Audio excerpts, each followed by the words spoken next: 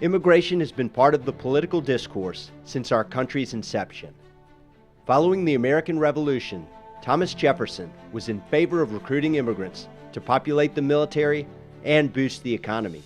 From 1815 to 1865, there was an influx of immigrants to the United States from various parts of the world. But by the mid-1800s, laws were enacted to restrict immigrant populations. The Chinese Exclusion Act of 1882 banned Chinese laborers from coming to America. By 1890, the first federal immigration station was set up in Ellis Island, New York, and tracked more than 24 million people. In 1917, Congress passed legislation requiring immigrants to take literacy tests. In 1921, quotas were established. And in 1924, the U.S. Border Patrol was created. There was a shift again in 1965, when the Immigration and Nationality Act was passed, removing quotas and allowing immigration from any country. Let's explore the different types of immigration statuses. Naturalized citizens, those born outside of the U.S. who meet the criteria to have the same rights and privileges as U.S. citizens. They have taken an oath to support the Constitution and the laws of the United States. Lawful permanent residents, also known as green card holders, may live and work in the United States permanently. Refugees and asylees, those who come to this country for protection from racial, religious, political, or nationality-based persecution. Refugees and asylees may apply for legal permanent resident status after 1 year. Students, vacationers, and certain classes of workers here on temporary visas are not considered immigrants. Immigrants living in this country that fall outside of these categories do not have legal status. In 1986, under the Reagan administration, the Immigration Reform and Control Act was passed, granting legalization to millions of unauthorized immigrants. The terrorist acts of September 11, 2001 exposed vulnerabilities in the federal government's immigration policy. Khalid Sheikh Mohammed, who attended North Carolina A&T University, helped to plan the attack. From these events, the Patriot Act emerged.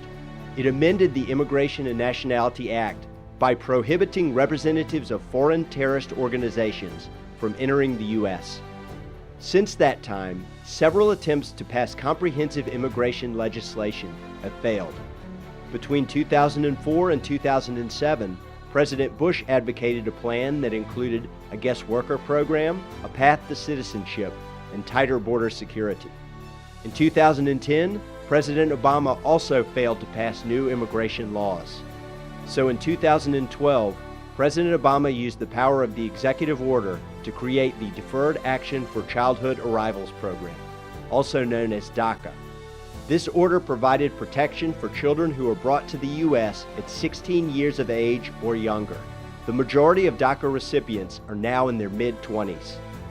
The Obama administration, however, was also responsible for 438,000 deportations in 2013, the highest in more than a decade. On September 5th, the Trump administration rescinded DACA.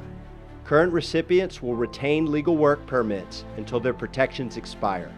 The first of these expirations begins in March of 2018. Currently, there are 11.1 million undocumented immigrants in this country. In North Carolina, there are approximately 350,000 undocumented immigrants. Guilford County is the home to Latin Americans, Pakistanis, Africans, and East Asians, including the Montagnard refugees who fought alongside U.S. Special Forces in the Vietnam War. These people represent varying immigration statuses. Without a specific policy regarding immigration, the path for immigrants, particularly undocumented ones, is unclear. The path is equally unclear for our country, our state, and our community. Our panelists are here with you tonight to explore this critical subject. Our moderator, Whitney Grove Vanderwerf, is a member of the Board of Directors for the League of Women Voters of the Piedmont Triad. Our panelists, Laura Garduño Garcia is a DACA recipient who was born in Mexico City. She is a community activist who currently lobbies politicians for a comprehensive immigration plan. Jeremy McKinney is an immigration attorney and National Secretary of the American Immigration Lawyers Association. Sheriff B.J. Barnes was elected in 1994 and is the longest-serving sheriff in Guilford County history. Adamu Muhammad is from the African country of Niger. He is a grassroots organizer with Church World Service and former chair of the International Advisory Committee. Ross Parmenter is a New Zealand native who works in security. It took 14 years for him and his wife to become U.S. citizens. Please welcome our moderator and panelists.